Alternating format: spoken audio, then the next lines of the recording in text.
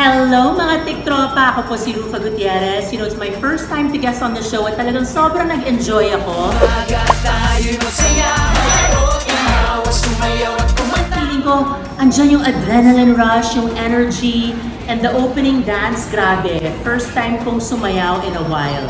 And feeling ko every year, napapasayaw ako. And ang sarap ng feeling kasi nilalabas mo lahat ng energy mo. And nagtataka lang ako kung bakit ako natalo dun sa Jack Stone. Kasi ang sabi sa akin, kailangan pag-bounce mo, huliin mo.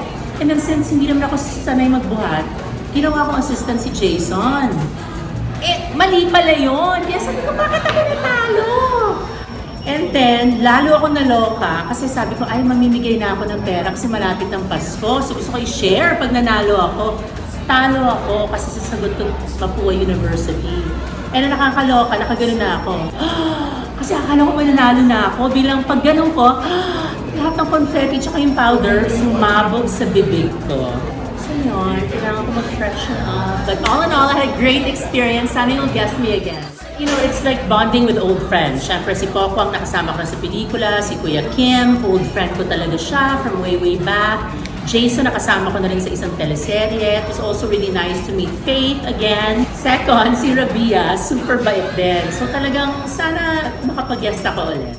Please follow me on I Love Rufa G, Instagram, TikTok, Twitter, and Threads. Thank you mga TikTok!